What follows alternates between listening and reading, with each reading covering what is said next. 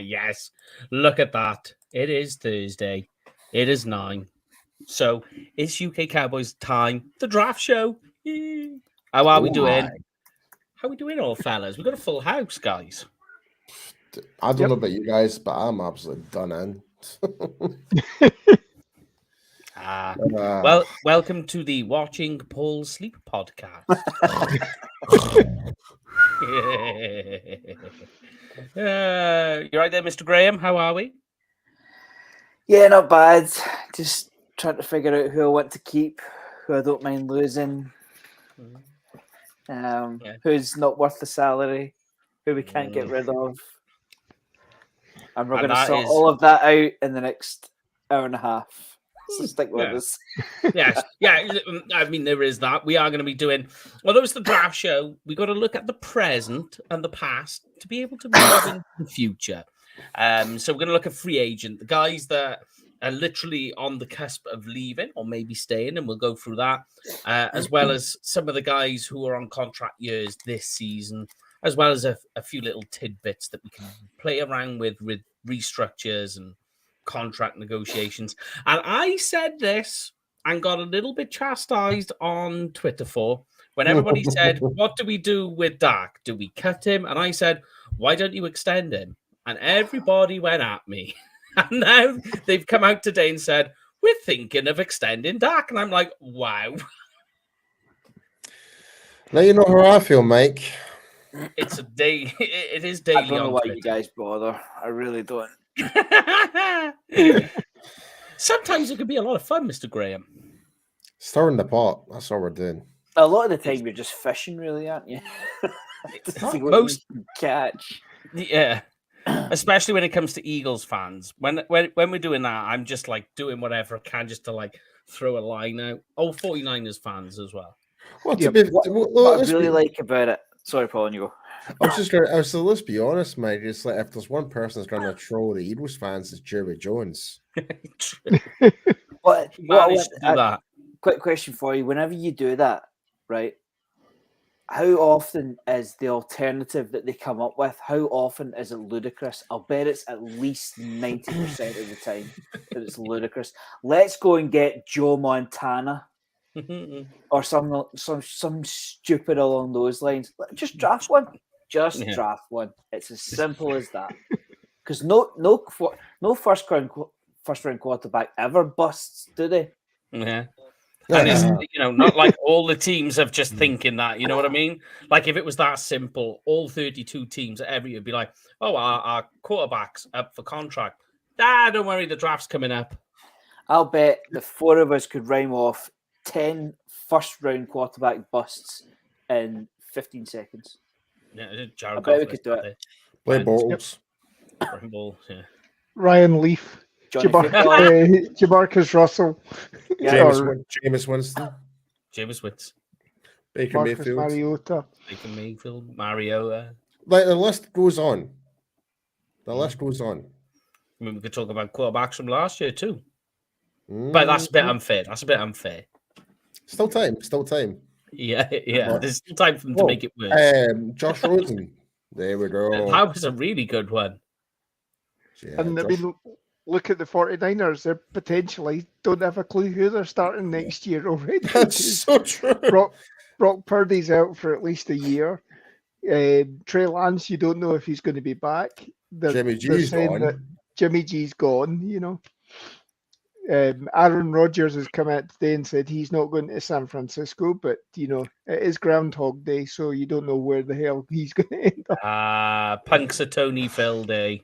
My gut feeling is going to be the Raiders or something like that. They've got. I find that they're Adams reunion. Commanders. Yeah. Can you imagine? I just can't imagine Aaron Rodgers would want to be part of that organization. It's so dysfunctional. Yeah, they're so messed up. Yeah, you're going from being unhappy with one organization, how they've been putting weapons around about you, etc., and you want to go to another organization that just can't even do anything right at all. Yeah. So, not even a statue. Does Oh Rodgers- God, that was terrible. Does Rodgers to the Buccaneers make too much sense? That. It makes, you know what though? it makes way too much sense, but I don't know. I tell you why that won't happen. Mm. Is that because Rodgers is thinking, if I don't win a Super Bowl with them, people will always say I couldn't do what Brady did, and because Rodgers has got that arrogant mindset. Mm. He would not. He just does not want that. He just doesn't want to be a part of that narrative. But that defense and those receivers could take him back to the Super Bowl, I reckon. True. Potentially. But you know, one thing that's almost guaranteed, they're not going to retire now this season, because obviously 5 years down the line, if you're comparing Brady and Rodgers for first ballot Hall of Famers, and it's can only be one of them going in. Who's going to get the nod first? He'll play another year and then start the clock then, so that he can guarantee he's a day one. Very true. Yes. Very true. And if as well you go to the UK Cowboys group, the exclusive group that people are in, there's now details in there on how you can message us directly and send us a voice message. And if you send us a voice message, we will play it on the show. So you are part of the show. Happy days. So go on there and find out how. It's all moving on nicely. It's all about trying to get as much to our MVPs as the show as possible. And don't worry, we don't just play them. We will be screening them. So if a certain person out there is trying to give Graham a load of jip, I will just swipe and delete. We're looking at you, Labarsky. We're looking at you. Oh, Grim, you're on mute, mate. That's the best part of the show, is it not? True. All right, then, guys. So, we're looking at our free agency. So, top of the news, obviously, Paul and Brian were speaking on Tuesday. Callum Moore's moving on. Looks like Shotty is going to be coming in as the OC. We'll talk about that in a minute. What is interesting is Mike McCarthy is obviously going to be the play caller, which it was expecting to happen. All I'm going to say is it kind of changes how you've got to look now forward at free agency and the draft. The Mike McCarthy system, and I'm already seeing how people are going to be talking. That if you think of not so much like the Mike McCarthy offense in 2018 and 19 when he was leaving. Before that, if you think about it, and Graham will know because he's probably seen a lot of Green Bay Packers games on in his home.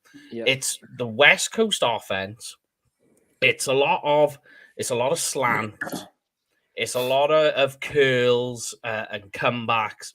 And I could just see people now because the offense, really, when you stop and look at it, when you think about it, it's quite boring. It really is because of like that style of offense.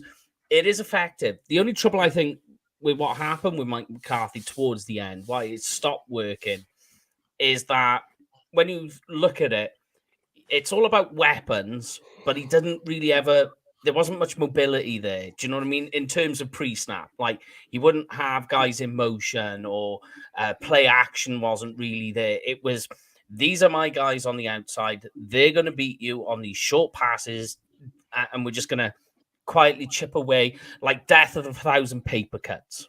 Don't you think, Greg? Yeah. It's it's get the ball out quick.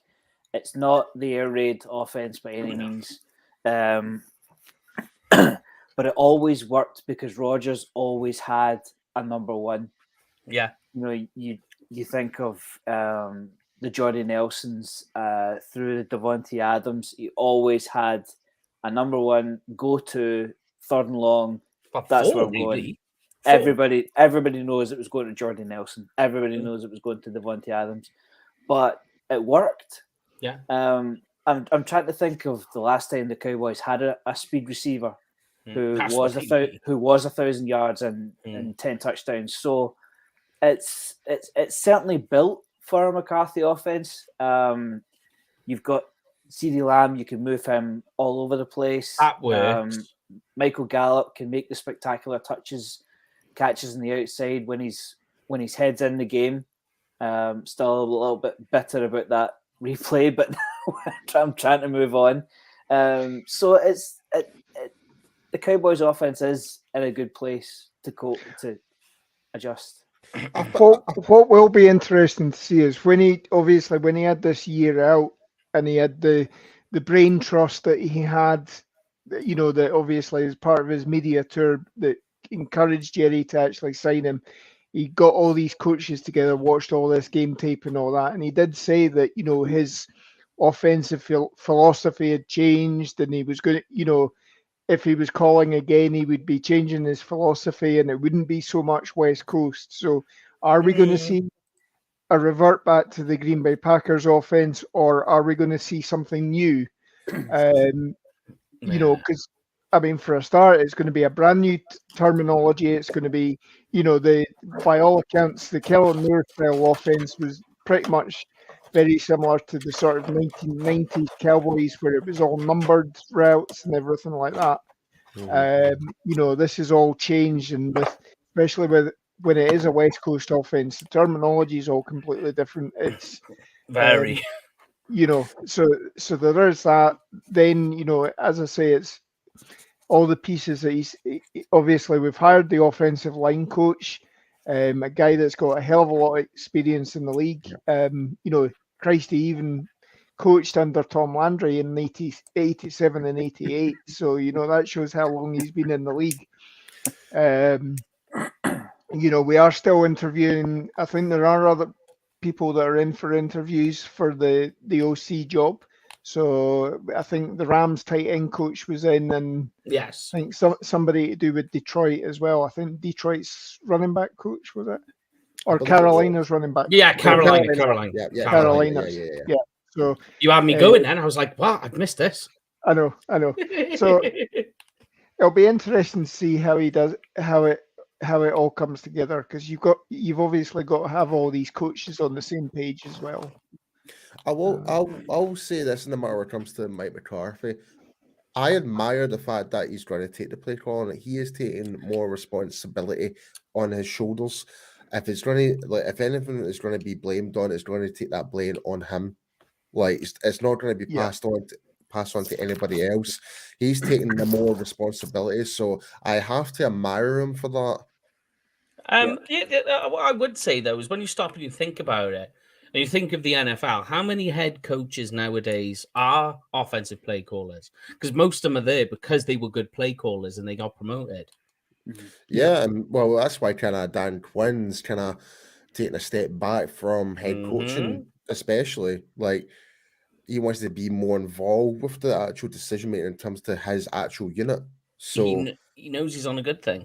Yeah, he knows he's got a really good thing going from here in Dallas, and he doesn't want to disrupt that. So, unless a really good years down the line, growth and opportunity comes along, then you might consider it. But as of right now, why break something when you've got something going good for him right now?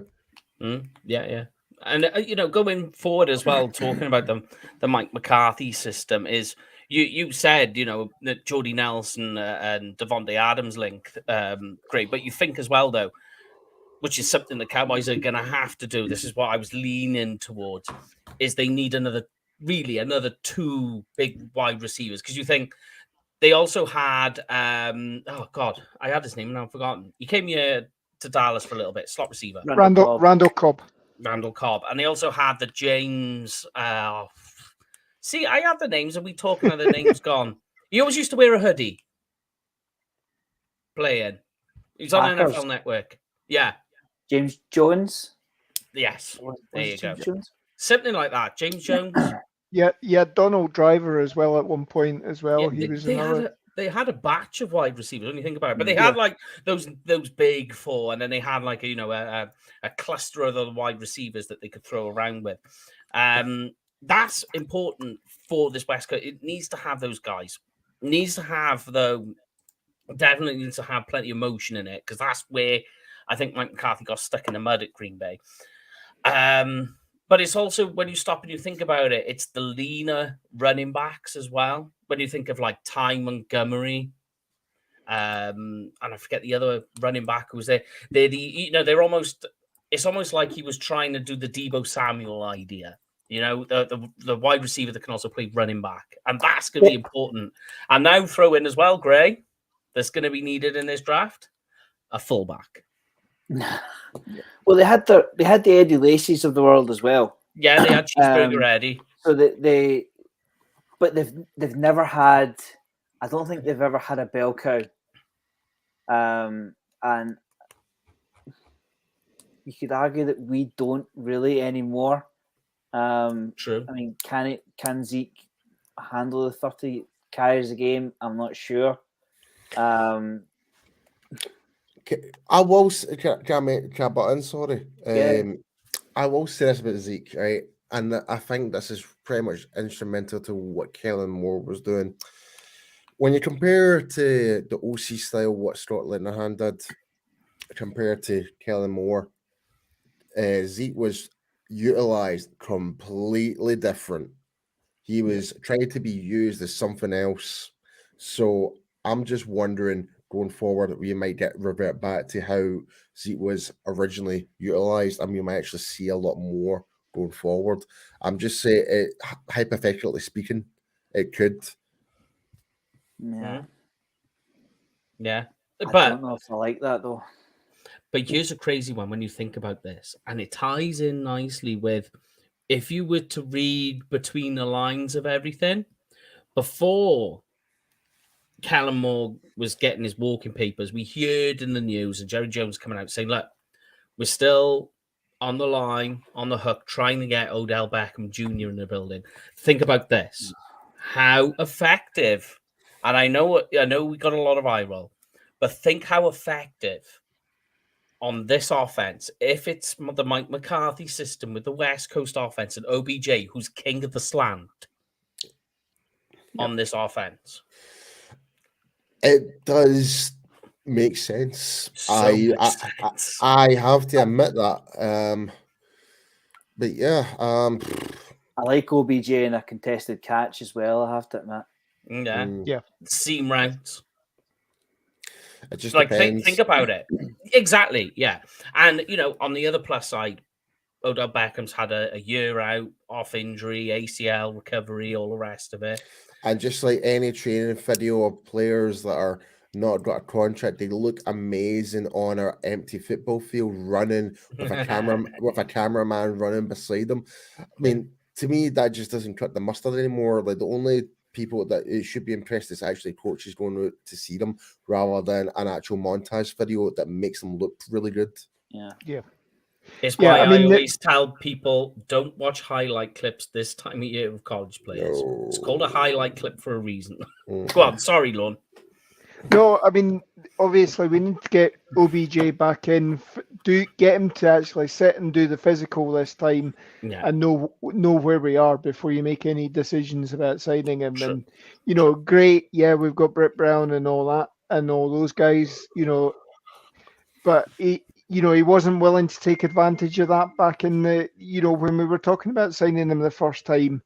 Is he going to sign with us now and get in the best shape, or is he still planning to work out outside of the building or whatever and maximize his choices supposedly as time goes on? I don't know, but we really need to get him signed now so that you get him into Britt Brown's domain, and that'll get him ready for the season, and test that knee as well.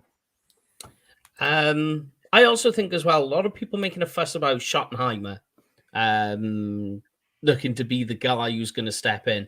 But when you think about it, if Mike McCarthy is the play caller, really all Schottenheimer is literally just coordinating the position coaches. He's not actually going to have a big role. Like, this is more of the next run up the ladder for him. Do you know what I mean? Yeah, I mean, ultimately, if Mike McCarthy is calling the plays, the OC is effectively all he's in charge of is handling the offense Monday to Friday during practice. Yeah. And so that Mike McCarthy can, go into the overview side of things and, pick out when the practice times are, do his conferences and what have you. You need an offensive coordinator so that Mike McCarthy can still keep an eye on what Dan Quinn's doing, so that you don't end up with a Buddy Ryan, Mike Ditka situation which the media are obviously building as well, that if Mike McCarthy this year doesn't do well, you've already got next year's coach in the building, because Dan Quinn's obviously waiting. He's being selective about his next position or whatever. So there you go. That's why I think he's hanging about. When you think there's only 2 years left on McCarthy, so next season, if you think about it, if it doesn't go exactly to plan, like Dan Quinn is in a win-win system. So if he has a good season and they get to the Super Bowl, well done, they got to a Super Bowl. If they don't, it's Mike McCarthy's last year. And Dan Quinn's going to be sitting there thinking, But this is the crazy talk, right? If Mike McCarthy does get us into the playoffs next season, just even the playoffs, when was the last time the Dallas Cowboys have went to the playoffs 3 years in a row? When has that happened? It can, though. No, baby, hear what I'm saying, though. It's like, that does not deserve to be sacked, in my opinion. No. Yeah, and I mean, obviously, you've already heard Jerry saying that he wants Mike McCarthy around as long as Tom Landry was, So, by that account, you got another 26 years of Mike McCarthy, so. Yeah, we've only scratched the surface. Marvin Lewis made a career out of getting to the playoffs and not getting to the Super Bowl with the Bengals, so it can happen. Yeah, he was the world's greatest regular season coach, and it wasn't like they were having massive winning seasons. It was like they were just getting in every time, just get in. So I've just looked it up. 16 years Marvin Lewis was with the Bengals. Yeah, that's from 03 to 18. And I think that they probably never got past the divisional. You could probably put Pete Carroll up there as well, because how many years has he actually took Seattle to the playoffs with Wilson and without Wilson? He got the ring, though. That's the difference. I know, but you get what I'm saying, though. Like Pete Carroll has always kind of kept the Seahawks relevant. Yeah. Regardless who is playing quarterback or whoever his positional coaches are, he's still managed to keep the ball rolling nearly every year. And there's been years where they've had a terrible regular season, but they still managed to make the playoffs.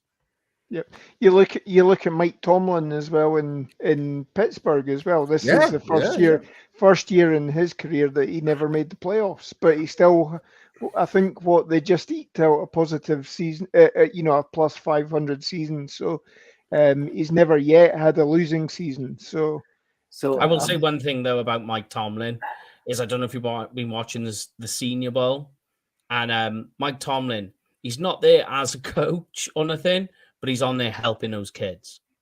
You want to see it. He's not being paid to be there. They haven't asked him to, but he's just gone there off his own back, and he's in there advising the kids. I'm like, hats off to you. Yeah. It was the exact same with Bill Belichick a couple of years ago. Who was the Denver Broncos defensive end? Bradley Chubb.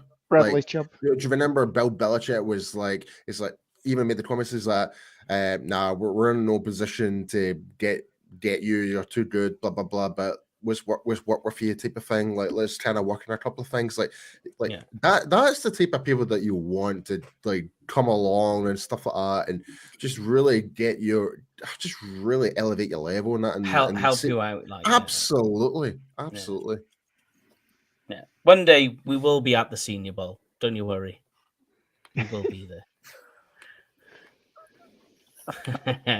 All right, should we get into this then, guys? Let's talk about some of the free agents that are leaving Dallas. And what we'll do is I'll go through the list, and people at home as well. Write the name down. Just type it in and say yes or no. And I'm just going to give you a few names. Tell me if you want, not if you think the Cowboys will keep, if you want to keep them, right? Okay. So it's keep or not. First on the line, straight away, I'm going to give you a nice one. Dalton Schultz. No.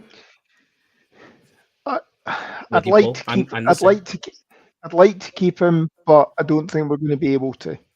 Mm. That's the only reason why I'm saying no is money.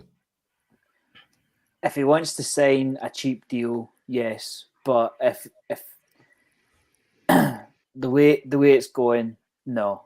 I wouldn't compete to keep him. No. And I think we don't even know how he will deal in this new style of offense as well. We don't know. Mm. Yeah. And I think, and obviously we've got the heir apparents in the building, assuming they don't have a sophomore slump, So that's the only thing. But obviously we've still got Lunda Wells, so the tight end should still be able to build on last season. So and you still got Sean McEwen as well. Yeah, and not to mention there are some really good tight ends in this year's draft. Like who knows? Like we might draft one in the 3rd or 4th round again. Who knows? Mike, see when you say the name, just pull a per year number off the top of your head, because if Dalton Schultz is willing to sign for $4 million, I would take that. He won't. That's the thing. He won't. He's gonna be close to 9. Nah. Nah. That's what he's gonna be. I'm doing the Shannon Sharvere. Yeah. No. Yeah. Hendershot and Ferguson are ascending players. I don't think Schultz. They're on the rise. Even though it was pretty much a development year, but we saw good glimpses of, especially Ferguson this year, who I think he's been a breath of fresh air, especially in terms of the run blocking. Like from Ferguson. Got better. He got a lot, but every game he was getting better and better and better. And don't get me wrong, Hendershot still got a bit to learn, made a couple of drop passes and stuff like that. But I think going forward, I think he can actually be a good weapon for the Cowboys. I don't think Schultz will get offered the deal that the Cowboys offered him. I think he'll be signing for less than that. They're going to be miles apart. They are going to be miles apart. It's don't get me wrong. Schultz had a really good, strong end to the season and in the playoffs. Like he was pretty much the number 2 target to Dak in both games. Whether teams will be in favor of bringing him in to offer him a contract, maybe, but I just don't see Dallas will want to compete with that personally. So, you just mentioned it though, Paul, about the tight end talent as well. Cowboys have got a pick in every round. Got compensatory picks coming in as well. In fact, Mike, how many picks do we have this year? Like just in total? 10. Yeah. 10. So far. Yep. That can change. Because you know what it's like. The compensatory the way that the NFL works out it is a mystery. We don't really know. That's a good number to move up, though, because you could in the mid rounds. 10 to 11 rookies are not going to make your team. I don't know. So if you want to move around a little bit, we've got a little bit of wiggle room pretty much this year, especially with the late round picks. We can maybe like bunch 2 picks together and move up a couple of places to get one guy that we do like. So there is that. So, and the other part as well is, talking of Senior Bowl, there's a lot of guys in that include a couple of the tight ends that you're looking in, the 3rd and 4th round who are going to be there. So that's an ideal spot where they can tinker around with that. And the Cowboys generally, because I went back and checked that the only on the roster at the moment, the only players that were at the Senior Bowl the Cowboys have drafted is Zach Martin in the 1st round in 2014 and Sam Williams last year in the 2nd round. All the rest have all been 3rd round players. Yep. Or 4th round or, day 3. Yeah.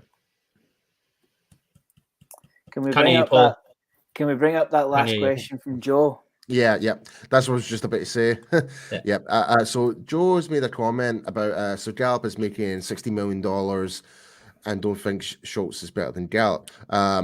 Once again, Joe, thanks for the comments. You are an absolute legend. Watching from Italy once again, our good friend. I will say this about Michael Gallup. A few of our Cowboys content creators made this good point: is whenever nearly every player, and especially if you're coming back from injury, it's always a rebound. It's a downfall season. That first year is first year is always a downfall. For him coming back from it, I think from him coming back from an injury as well, we may have had him up too high expectations. Don't get me wrong, $16 million is a lot of money, but for him for this year, he needs to perform. He needs to perform next season. Yeah. I mean, there's a difference between being able to play and being healthy to play. Like Michael Gallup and like loads of players, I hear it every time. They say it all the time that they're like that first year, when you've recovered from your ACL, they were like that. It's another year. Although they can play, they're physically able to play because of the medical technology. It's just you're not healthy, fully healthy to play. And you see in this week that they've announced that he's had two ankle he's had two surgeries this week, scopes, and I think something with one of the ankles as well. There's obviously he's been battling issues towards the latter end of the season anyway. So the fact that he's been on the field and at least trying is showing that he realizes that he's got a lot on his case and he needs to prove that. But I'd look for him to bounce back next year. Yeah, you're hoping he bounces back, and just from a monetary perspective, it would cost you $19 million to get rid of Michael Gallup. Mm-hmm. So you're effectively taking $19 million and a player off the salary cap. And remember, as of right now, Dalton Schultz is not a Cowboy. So you're talking at least $10 million to bring him back. So that's a $30 million swing to make one change. Yep. And you would stick. You can as well if you wanted to. You could restructure Gallup and save nearly $8 million. Yeah. So there is that option. But here's the next one. And while you're about to talk there, Lorne, I'll hit you with this one. Are we bringing back Anthony Brown with obviously still the injury concern that he's finished with? You're looking like post camp when he's going to be really truly available. Silence. I'll answer this. Go on then. No. As much as I think Brown's actually been okay, he's not been amazing. He has improved as a player, but with the injury now and stuff like that, and especially with what you could potentially get in the draft and free agency. Okay. I'm going to say no. So I'm just going to throw one thing in there then, while Lorne thinks a little bit. What are we doing at cornerback then? Because right now it's light. If we do not keep Anthony Brown, if we don't keep it, you're going to have to draft more than one. You're going to have to draft a few, as well as on top of that, with the West Coast offense that we started the show off with, we're going to need wide receivers. We're going to need a ton of wide receivers. And think about this, that if they don't, and they miss on cornerback at this stage, if they don't keep Anthony Brown, then get ready for Kelvin Joseph. Well, that's the ideal scenario. That's the ideal scenario. They would love to get ready for Kelvin Joseph. Yes. Sean Wright. They'd love to do it because they've spent second and third round picks on these guys. Whether they do it or not is a completely different story. Yeah. And then you've also got Deron Bland to feature as well. That's the gamble. That's the gamble right there. Yeah, for sure.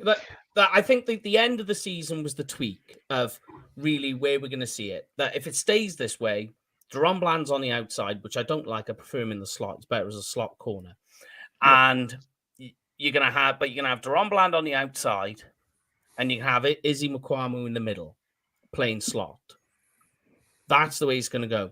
And then outside of that, you're just literally you're on toothpicks, hoping something happens with Wright and Joseph. Something. Because at this stage, Joseph is a special teams contributor. I mean, the one thing I'd say is Anthony Brown didn't live up to the expectations you had of him coming out of training camp. If you read the training camp reports all the time, Anthony Brown was showing up every single day. Where Diggs, the video was showing that Diggs was getting beaten one-on-ones with receivers, and he, obviously took himself off social media after that. Then, Anthony Brown wasn't having that problem. He was actually, everybody was saying, yeah, he's having a solid camp. He's coming out. And he wasn't as good this season, but as soon as he went down, you saw the problem that became the weak link of our defense. And, teams were able to just literally take away the pass rush of our team by literally throwing short because the receivers were playing, the defensive backs were playing off, throw short and throw to whoever was taking Brown's place. So I think you keep him on the back burner and see if there is anything, because he's obviously he's not going to be ready, as you say, he's not going to be ready until middle of camp at best. So you don't have to do anything with him just now. If come OTAs, the guys that you've drafted, the guys that you brought in don't appear to be shaping up, maybe think about picking him up for the training camp roster as well, and you can do with him as you please then. All right. I think Anthony Brown's a question mark. We're unsure. Yeah. We haven't mentioned Jordan Lewis yet either. Yeah, I think he's done. He's gone. They make 4.7 on the cap if they move on from him. It's too tempting. They will. But with the injury, with the injury, and you think like they've got his replacement who's in the building, so they're fine. But here's the next one for you, Dante Fowler. Paul, I'll ask you this: are they going to keep, or are we going to move on? You're looking at about $3 million, roughly, for the year. Yeah. It does give you a good different dynamic in that defensive line. Like behind the actual looking in the trenches, he's been really rotation. Good. I would bring him back. I would bring him back 100%. Keep him. All right then. Here's a nice easy one for everybody. Are you ready? Leighton Vander Esch. Yeah. Well, I hope you've got a sound effect for this one. I'm going to need a number from you, Mike. So he was a mil, wasn't he, last year? So he's done enough to double up. Yeah, 2 million at least. Probably more. I wouldn't mind spending. Was he not 3 million last year? Because I mean, he would have been 9 million had we guaranteed his 5th year salary. Yeah, which we didn't. We then brought him back on. I'm sure it was 3 million. I think it was this year. So you probably for a starting linebacker, $3 million is a good deal. Yeah. It's whether somebody wants to, somebody swimming in cap space wants to step in and offer him stupid $6, $7, $8 million. I'm not competing to keep him, but for $3 million, I'd welcome him back. I would keep him. Because I think he was a big difference maker. He ended up just yeah. I was just going to say, Paul, to answer Lauren's question, against the cap last year, he ended up taking 1.5.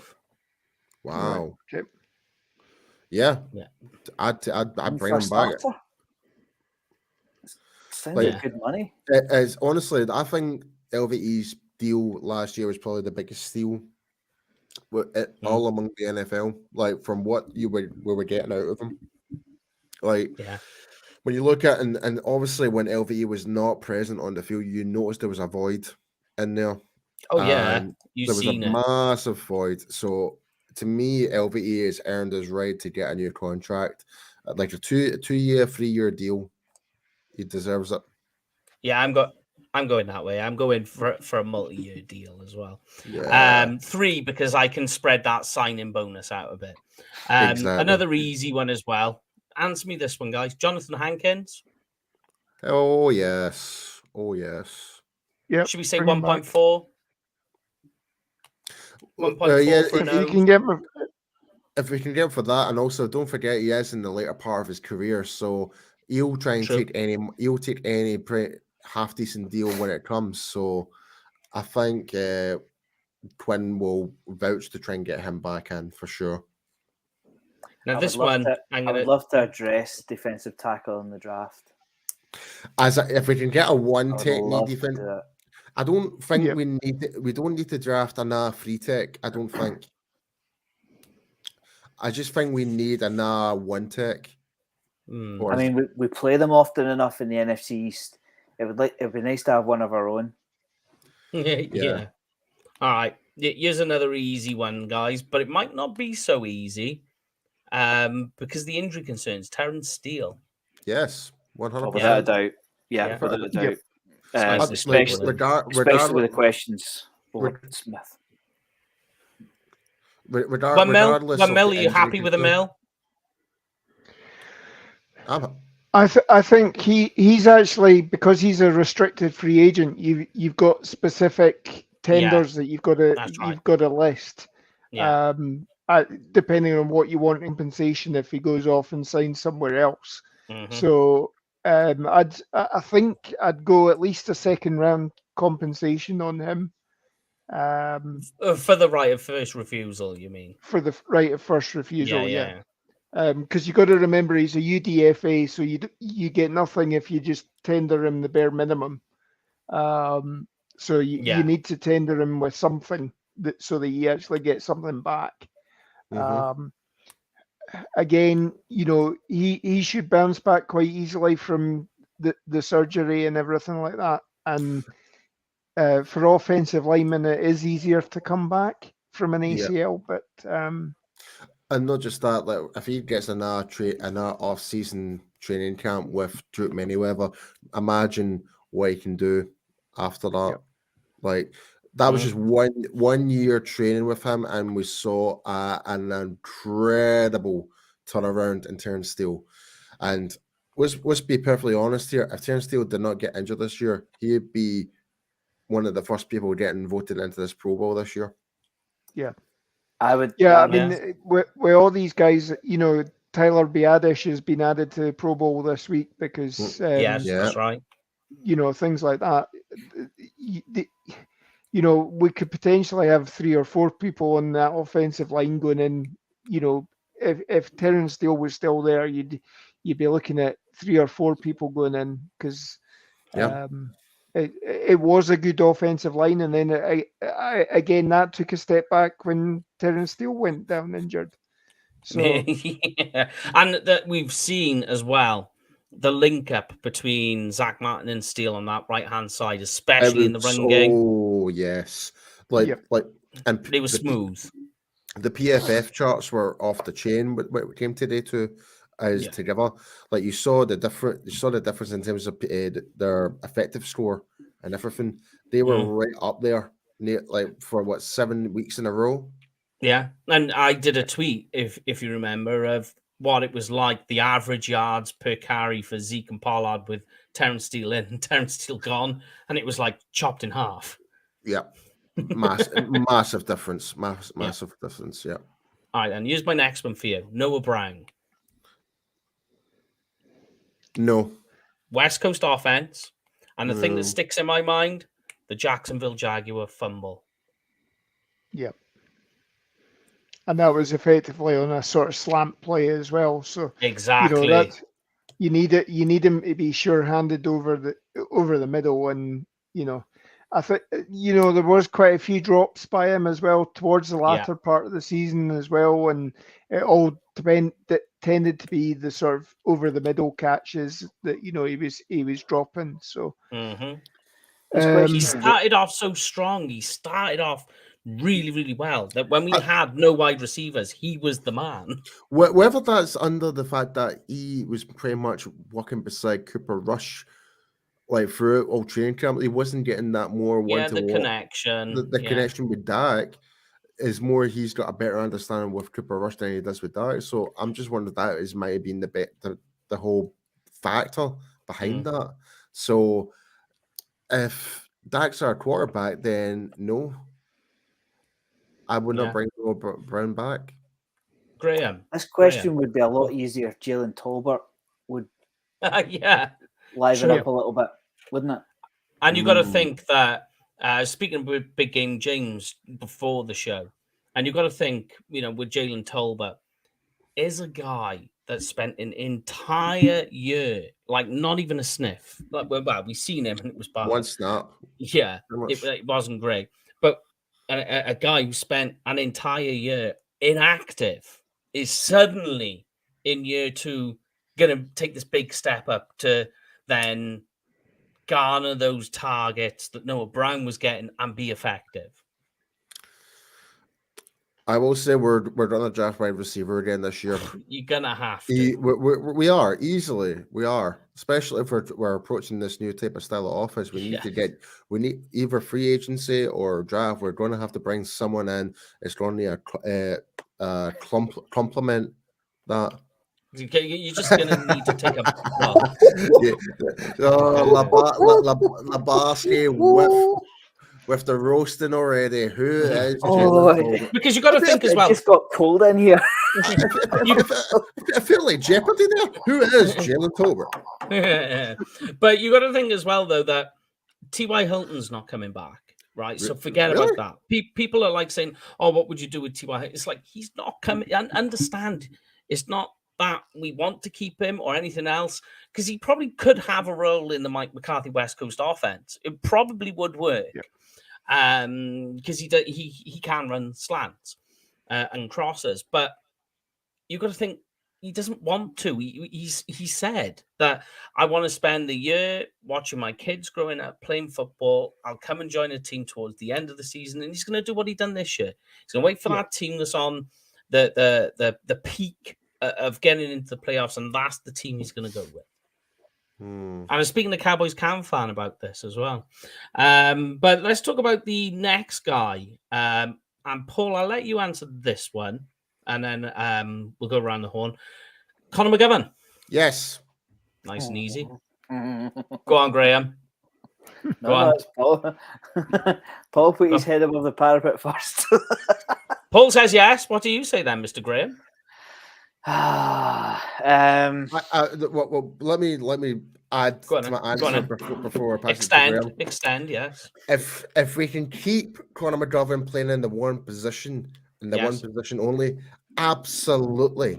But if we're going to shift them in the goalpost, playing them in fullback position, and whatever, damn it, you beat me to it. Then no, because I would disagree with you. But here's the thing though. When McGovern was getting into the rhythm and playing that one position and one position only in left guard, he was getting better and better and better. And we saw the continuity in the O-line getting overall better. So yes, I would bring him back 100% if he's playing at left guard and left guard only. Yeah, no. Right, okay. And I let Graham go because he's got a rebuttal. But what I'm saying is you could still go and draft a left guard, because I want to keep Tyler Smith at left tackle. I know I can keep Conor McGovern if I can keep him cheap enough, and he solves your fullback problem on the Mike McCarthy offense. I'll bring back Keith Smith back for fullback. You could bring the old Smithster back. He was a guy. Is he even in the league? He's still with the Falcons, I believe. Unless is he? He's still with the Falcons. Yep. Man, and look what he's done. Look what he's done for Cordell Patterson. No, I'm just saying. He's still a Cowboys fan favorite, especially here in the UK. Like Keith's mother, she's an absolute wonderful woman. She's like, she still talks to Cowboys Nation. That I would love to see Keith Smith back in Dallas. I would love that to happen. But I mean, Conor McGovern, he gives you that what we're calling this the 6-OL formation, but he is effectively playing fullback. And if you keep him and you keep him cheap enough, he's not going to give you any receiving option or running, but he might do. And then I can get my $10 back off Rob Phillips. But But that was for last season, though. I know. And he needs to come back to the Cowboys so he can make another bet. So he could play your fullback position for you. But go on, Greg. I think you need to get him signed before free agency, because there will be teams that, the same way that we thought Connor Williams wasn't going to get signed anywhere else, there will be teams that will snap him up and bring him in, and he's looking on a major payday. The fact that the Dallas line was one of the better teams, certainly in the upper echelon of this league, suggests that anybody who's cast off from Dallas, whether it be because they're out of contract or they've been cut, they will get a look in by other teams. So, and especially Kellen Moore's looking for a new fullback potentially for the Chargers as well. He's already moving Austin Eckler to center. So. Right. I really want to hear Graham's point of view, and if he mentions Connor Williams, I've got a rebuttal for Connor Williams. His rebuttal. Yeah. He's got a counter. He has a counter. Right.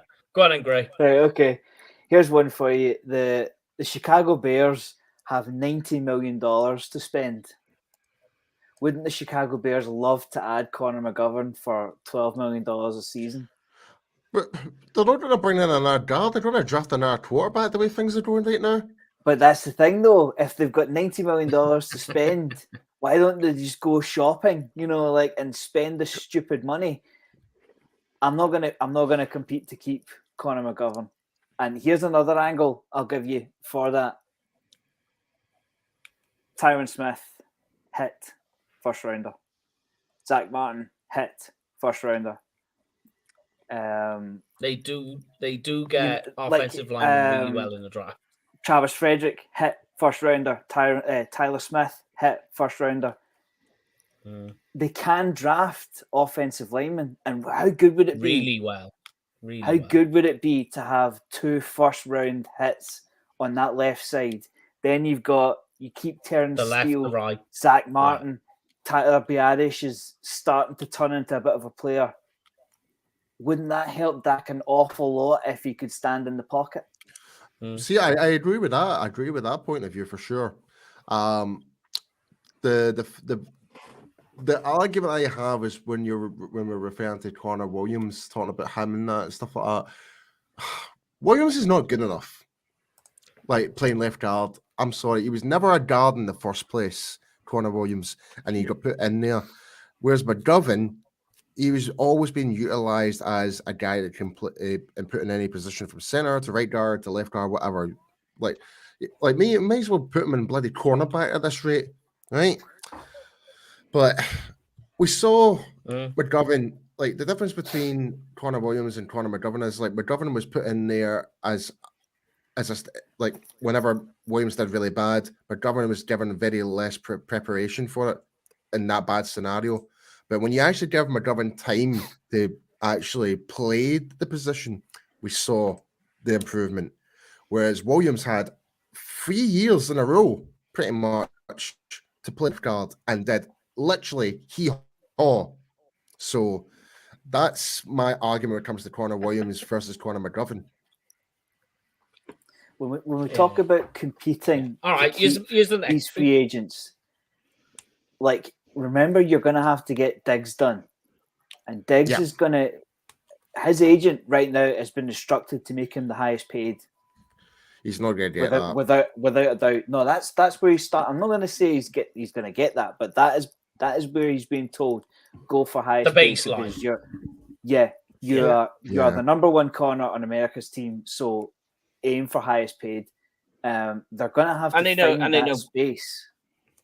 Yeah. And they know a number of things as well with that. It's the cornerback position, which is really hard to find. And the Cowboys very rarely find anything decent in cornerback position, usually from the draft. But here's the next one. This one's a little bit finicky. Donovan Wilson. Yes. Yeah. Okay. So Paul's keeping him. Lawn's The guy, nodding. the guy's been an absolute rock for fucking. So excuse my French. Sorry.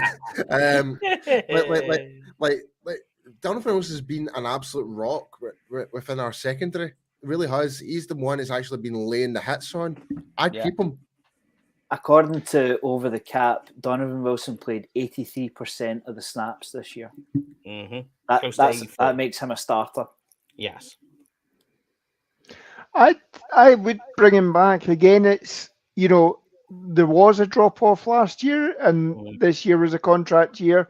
You know, a couple of years back he had a contract year as well, and he stepped up, and you know, so if the deal's right and it is a, you know, very much an incentive based contract, I would bring him back.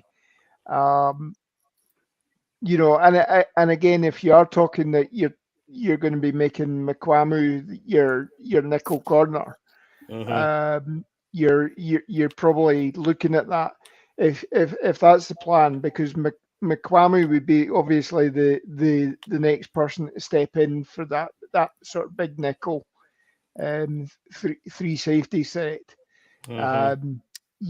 If you lose Wilson, you are moving McQuamu to the cornerback, then you're probably talking that your Marquis Spell is your next man up sort of thing. And he's undrafted rookie. So again, we've got to be smart with the money, to be honest, I think. Yeah. Because here comes the trickiest one of all, what you're doing here, right? Here we go. Yeah. I mean, you can answer first, Graham, because you've always been able to think. So you're on the hook now. Right. And this could be a UK Cowboys TV mini moment right here. Oh, here we go. So I've taken note of the time. Yeah. Tony Pollard. I didn't think that's not who I thought you were going to say. We'll get to him. Tony Pollard.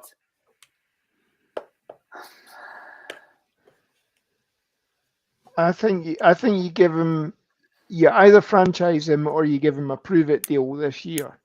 By all accounts, again, he's had surgery since the injury. It wasn't on the fibula; it was surgery on the tendons that you know he did in his ankle. So, which, you know, yes, it said it was a high ankle sprain, but if they're doing surgery on the tendons, that's something slightly worse than a high ankle sprain. You know, and they didn't even put a plate in for the fibula as well. So there is a question mark about how he's going to bounce back, even though by all accounts, by the time we get to OTAs, he should be ready to go. But, you know, and depending on what you do with Zeke, because obviously Zeke has said he wants to take a pay cut. Stephen and Jerry have said that they want Zeke to take the pay cut. Correct. But, you know, how much of a pay cut is it? You know, is it then going to be, well, no, sorry, you're not willing to take as much, so buy Zeke, you know? He's going to have to take a considerable amount, mind. Do you know what I mean? It's got to be comfortable for Zeke, because he's earning close to 17 next season. 16 and a half is the cap costs. So he's going to have to be more than a 50% pay cut is the issue. Like, people are like saying 5 million is too much. But I'm thinking Tony Pollard's going to be asking for something in the range of 4. So that puts you at 9 with those two, if they get that far down. When it comes to like Tony Pollard, and it's a shame that obviously he picked up the injury and stuff like that, but that's actually but that is a blessing for the Dallas Cowboys front office. In a way, yeah, it's a bargaining chip. It's a bargaining chip. It's going to put other teams off to offer him a bigger contract, because like I've mentioned before on previous weeks and on the World's team, is that with that injury now, we have the more in-depth medical notes on Tony Pollard. We'll have everything, whereas teams are going to go in with a more "how's your knee?" question, pretty much. They won't have access to the medical record. So I just don't. I don't see.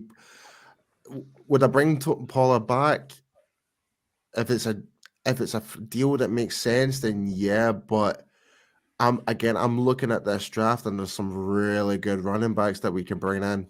Oh yeah, and here's one for you, just from the Twitter conversations. Thank you very much, DK Cowboys Forever, saying sign Tony Pollard, LVE, and Donovan Wilson.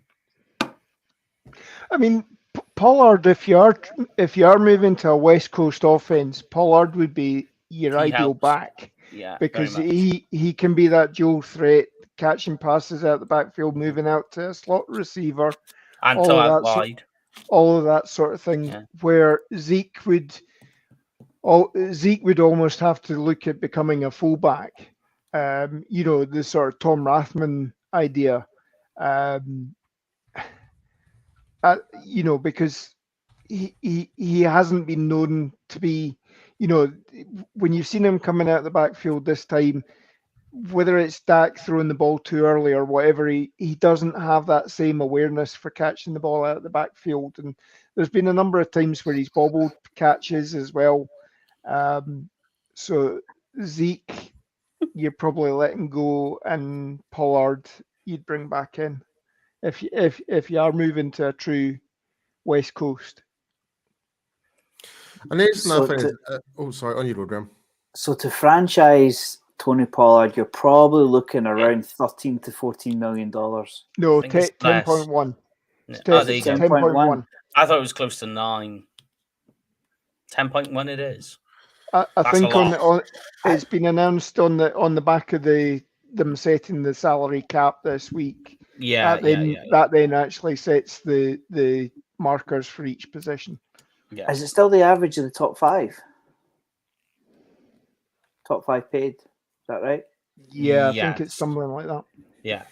Right. Well, how solid is the Zeke pay cut talk? Because remember, this is the same Zeke Elliott that held out after his third season. No, it's serious. And Zeke has said he's willing to talk about it, and to take that. So it is on the cards. I think it will happen. I think it's not a case of is it true or isn't it? It's more of a case of how low will it go, and is that worth that value? I'll believe it when I see it. And just to add on top as well, and I know we're talking about Pollard, but in terms of Zeke, we're not going to cut Ezekiel Elliott. It's going to hit his hard. It will do more damage to the Cowboys front office and our salary cap than it is to keeping them. I might be being cynical, no, Paul. You can get rid of him by putting him as a June 1st cut, much like you did with Tony Romo, and because obviously I noticed this week, obviously, as soon as Tom Brady announced that he's retiring, his cap figure has suddenly gone to 30 million at the moment. But the guy that runs over the cap, his Twitter, somebody had asked him, how are Tampa going to handle that? And what they reckon is they'll sign Brady to a 1 year, $1.15 million contract. That then takes away those void years at the moment. And then you can June 1st them, and it's only a $10 million cap hit for them. And then, yes, it's something like 20 million the next year or whatever, but that's how you can work around that. So by putting Zeke as a June 1st, you actually do still make a lot more money. I think it's almost 10 million that you get back. Let me just. You're right. You're right, Lauren. It's so if you make him a post June 1, apparently it's 5.8 million in dead money, which is a sore one. But you do get almost 11. It's 10.9 back. 10.9. My thought, the Tony Pollard conversation is going to rumble for a bit. It's tough making we call him a 2-down back. It's tough making a 2-down back a franchise tag, and I don't know if he's going to sign a prove-it deal because I think there's too many teams out there who love his tape with an awful lot of money to burn. I keep going. I mean, do you not think the Bears would love Tony Pollard? Do you know what? Yeah. Let me just go through this because I know I looked at this before, right? And this will make you really mad. Let me find it. Right, yeah, here we go. Do you know how much the Kansas City Chiefs spent this year? Their cap cost on running backs. 7 million. It'll be peanuts. I'll tell you now. And it will shock you. Ready? Go for it. Go on. 3.2 million. Nothing. Running back by committee. And they're in the Super Bowl. Not only are they in the Super Bowl, they're in the Super Bowl again, and they're heavy favorites. That's crazy.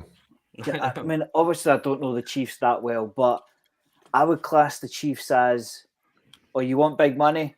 Oh, okay, see you later. We'll go and draft somebody else." I could go through the numbers for you. So Ronald Jones is the most expensive running back at 1.5. Jerick McKinnon's 1, and Isaiah however you pronounce it, Pacheco. Are they all on the rookie deals? 700. Pacheco certainly is. Yeah, definitely.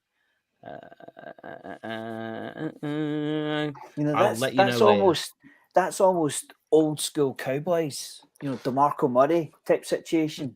We went back to the days where they didn't pay running back. They ran him into the ground and let the Eagles overpay him.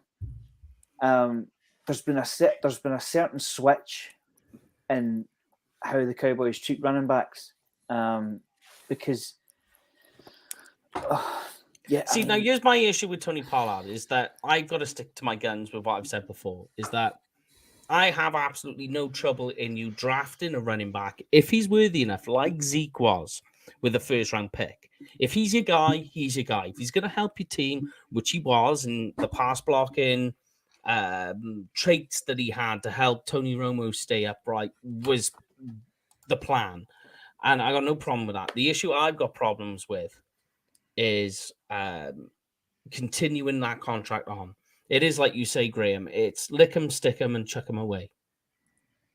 Yep. And if you ever look historically, if you go through running backs in history, do you know, in terms of contracts, where a running back is most efficient? Their rookie contract. Rookie deal. Yeah. Those first 4 years are the most. They're the most effective. And then the first deal is fairly close. It's not that far off, but it does take a little dip. And then after that, it's just a complete shelf off.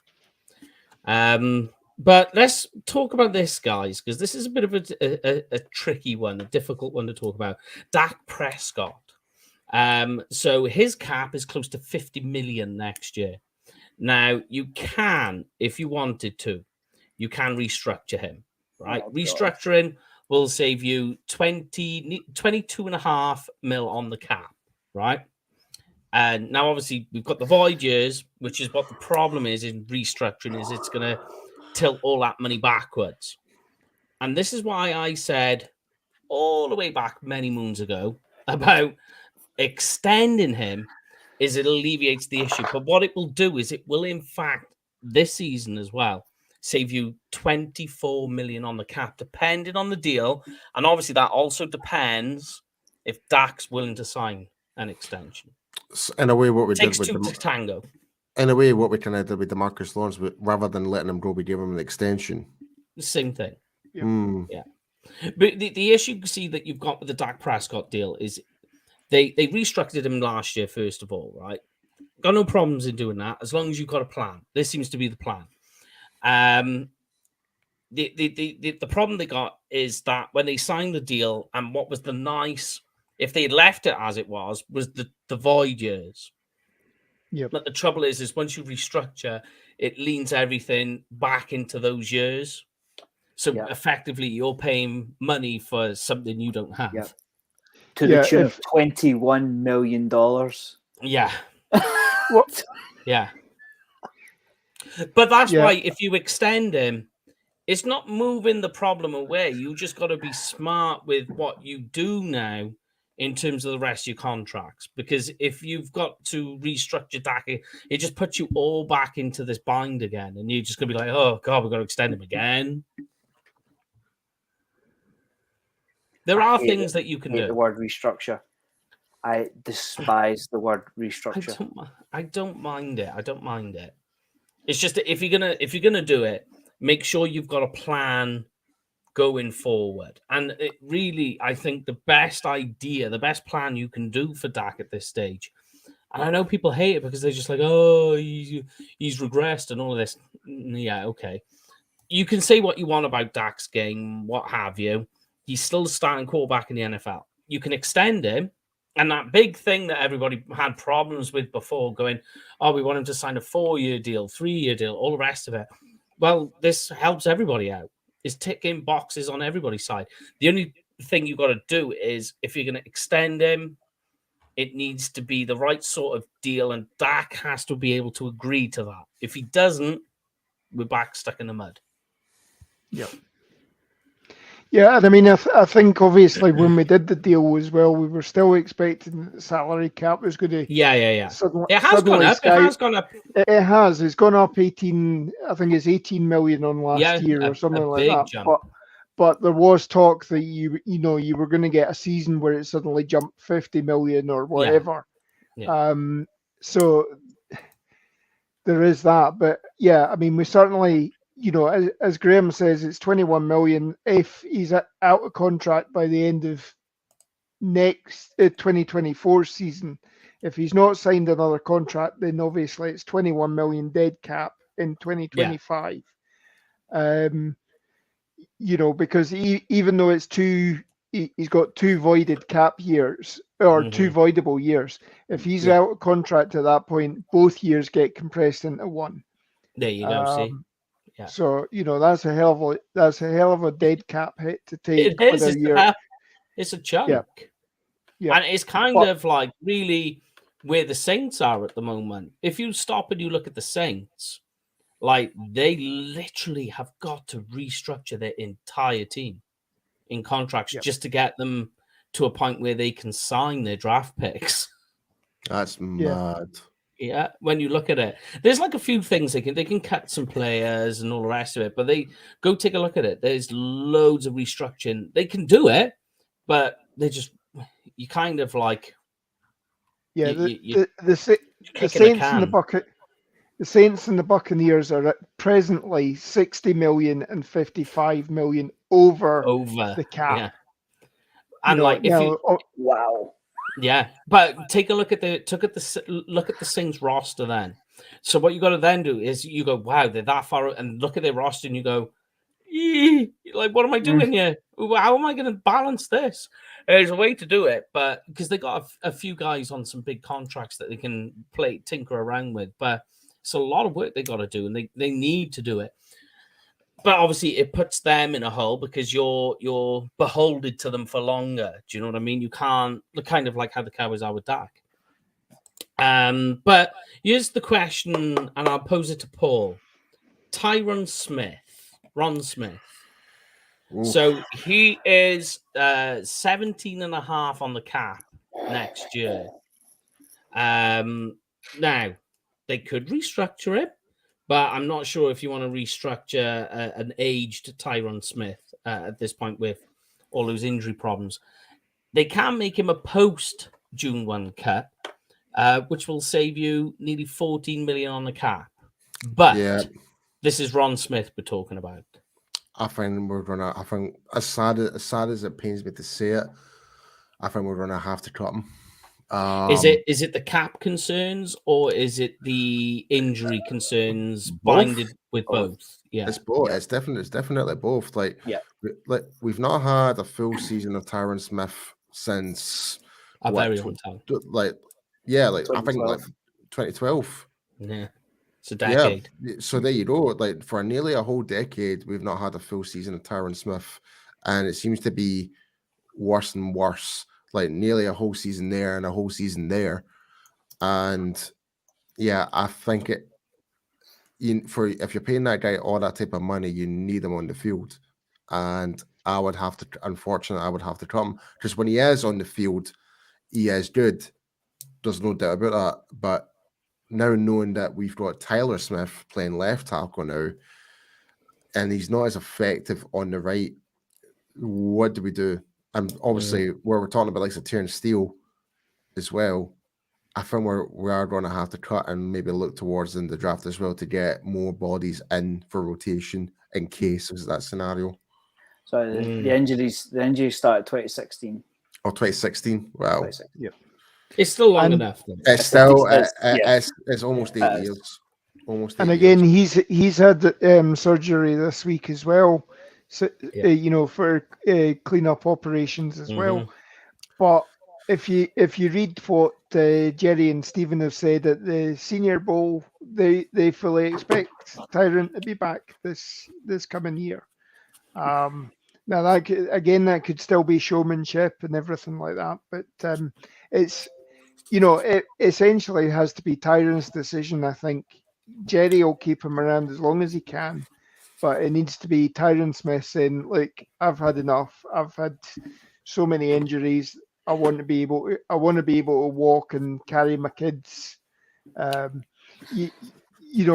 Obviously he's moved on, but watching Lyle Collins on Instagram at the moment, and he's practically having to slide out the back of his truck to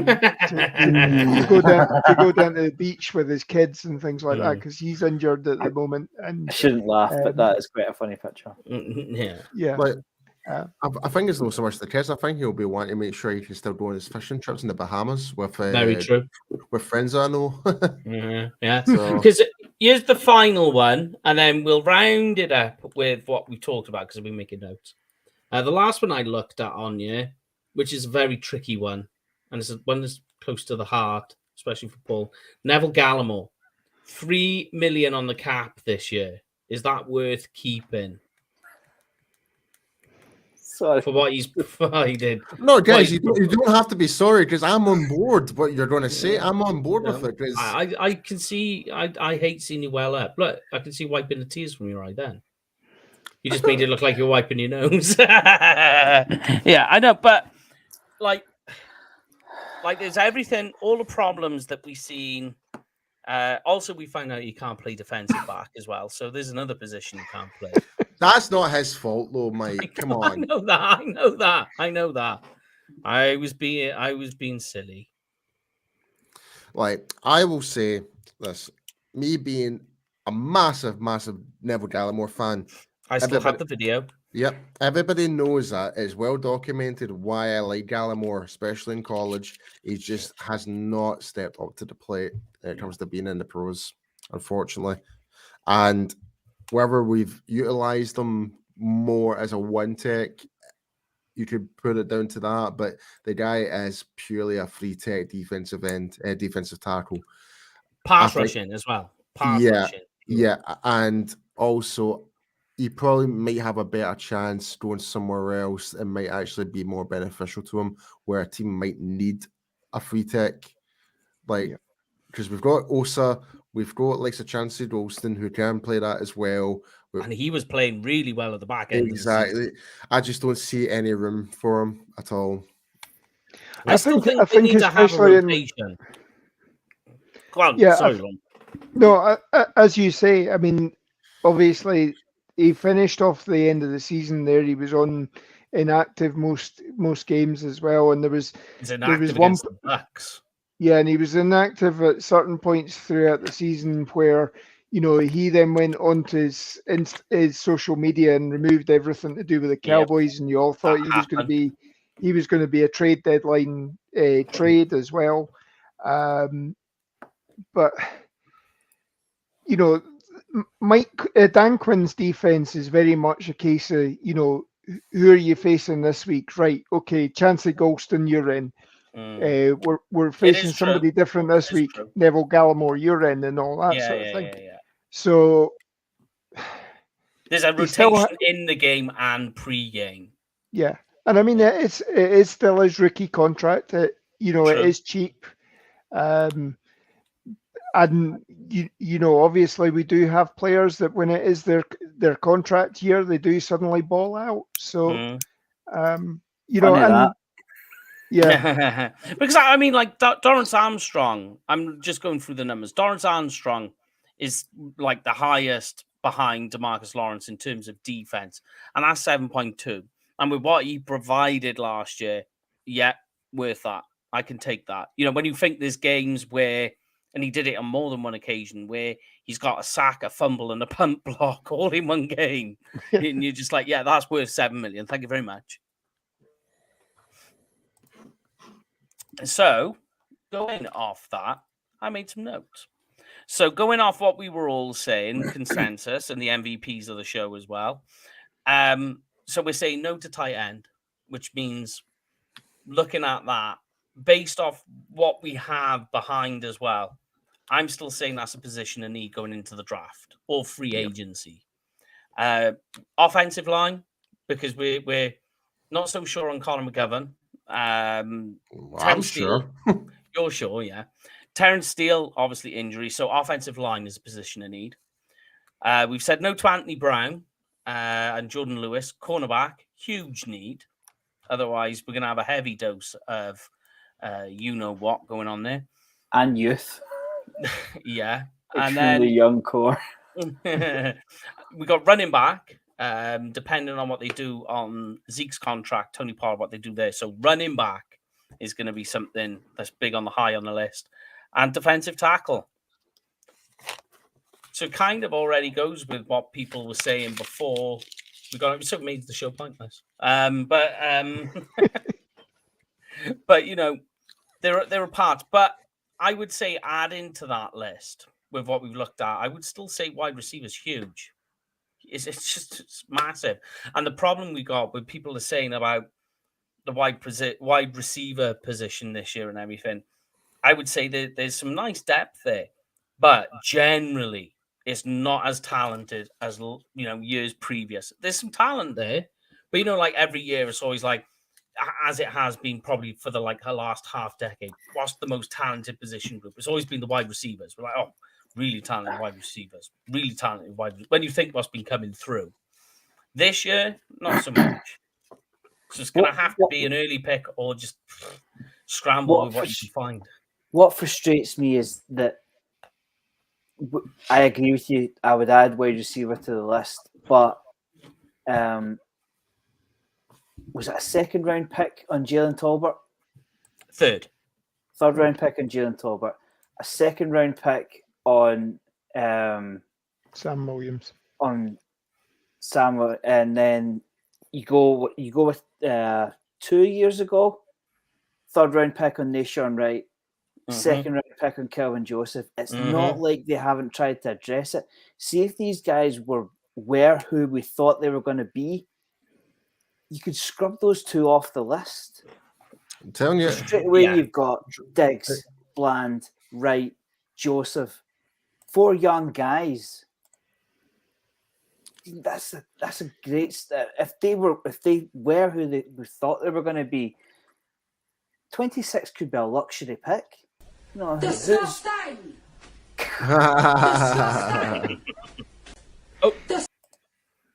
Yeah. But like we say all the time, it's a lottery. That's what I was just about to say. What do we always say about the draft? Mr. Irrelevant was playing in the championship game on Sunday, starting in the championship game on Sunday. So for 2 minutes. Not for 2 minutes. Well, that's a sore one. But yes. Before we close out the show, my good friend Labarski brought up. I'm telling you, what comes to the next year for Thanksgiving. Labarski, I hope you're going to be there in presence when we all come over. You and Drew need to get a photograph together. This is the time of year where I always go to who's got the most cap space, right? Follow the money. If you're a Bears season ticket holder and you see your team with $90 million in cap space and they don't go huge in free agency, you're thinking, what are we doing? If I'm the Bears, I don't know who he is, but if I'm the Bears GM, I have effectively got a list of the top 10 free agent signings, and I want to speak to every single one of them because $90 million, that borders on we're not even trying to win. I get they've got $21 million in dead cap space, but they've got the first pick in the draft and they've got 2 2s this year as well. They are set up to succeed. And you think with the and players, they're obviously looking for something that they're going to get for getting rid of Fields as well. So Yeah. they're I don't already think they'll trade. shopping Fields. I don't think they'll trade Fields. I think that's more hook in the line to Yeah. see who's fancying it. Because I think what they will do is they'll trade their first round pick because they don't need a quarterback. So at the moment they're playing games to find out who they can fiddle with, and because they can turn that first round pick, trade down, get an absolute bucket ton of other picks with that. Take a nice defensive tackle like Carter from Georgia that fixes your defense, and you've got the rest of those other nice premium picks to play with. Yeah. You could really sort out your team in one draft. Yeah. Wasn't so long ago we saw the first pick go for 3 firsts. Mm-hmm. I mean, it was RG3, but it wasn't that long ago when you think about it. It'll probably never happen again, but I mean that's why I could see them getting rid of Fields, is that because look at the mobile quarterbacks like Fields. RG3 blew his knee out, never the same again. You've got Lamar Jackson ended up, couldn't play this last season or half the season because he blew his knee out as well. He's going to be 6-7 months rehab as well. Trey Lance gone. All of these mobile quarterbacks that are willing to scramble and move the ball down the field. It only takes a freak injury like Dak or whatever, and that's it. That's your money pot gone. And it's, yes, you don't need we've moved away from the pocket passer, but you don't need essentially paying a quarterback salary for a running back, which that's what these guys are. And you could say Cam Newton as well. After the Super Bowl seasons that they had as well, it was a case of the injuries got he was to him. he was getting picked on. Yeah. All right, let's close this up then, guys. Paul, hit me with it.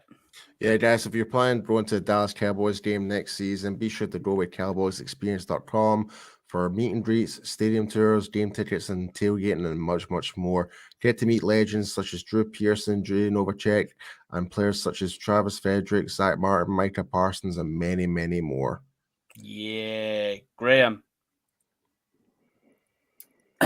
Well, once you've finished listening to this show, you be sure to check out a lot of our friends across Cowboys Podcast Nation. I know Jay Tuck will be particularly delighted that Kellen Moore is now a Charger in particular. I know Talking Cowboys do a lot of stuff around the time we do it, but thanks for checking us out at that time. Oh, don't forget Jay Tuck's draft breakdown on players as well. He does really great in-depth videos on players upcoming ones to be excited about. Yeah. All right, then. And we mentioned it earlier, so go for it, Lon. Yep. Okay. So big mass exodus from the UK across to Dallas at Thanksgiving. We've set it up for Thanksgiving. Obviously, start looking at flights. We're looking probably Tuesday because that tends to be the cheapest. So this is, as Paul says, it's meet and greets, stadium tours. I think we're talking about trip to the Star as well, possibly college games as well. So make sure you get signed up. Join us in our Facebook, find out the details, message us, and hopefully it's going to be a fantastic trip. Yeah, and as I said, guys, at the start of the show, if you weren't watching, make sure to go on our Facebook group because we've put details on there how to get in touch with our WhatsApp group. Send us a voice memo. We'll play it live on the show. You can call in and be part of the show and converse with us. That's that going forward. So, yes, that's it. We will be back, I think, probably on Tuesday. Have a word with Brian. Because we can get into some draft talk with all the rest of it. We will try and get some details on what we're doing there, but the draft show will be back next Thursday. We're going to look at players from the Senior Bowl, the shrine, and everything moving forward. It's all the systems go, Paul. Before you finish up, mate, has anyone quickly seen the video of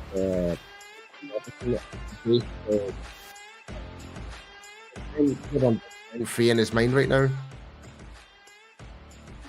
No. Oh, he's still butthurt with Trevor and Diggs right now. So butthurt about it. Well, guys, as we do every show, I started off, but these guys finished the show up. So you all have the last say. Have your last say, and let's get out of here, guys. Well, have a good one, folks. Go Cowboys, Dallas forever, Philly for never. Yep, enjoy it, guys. Enjoy the new look Pro Bowl games if you're going to tune in. Flag football on Sunday, I think it is, and all the skills tonight, I think it is actually. So enjoy that, and I'll see you next week. Short and sweet. Go Chiefs.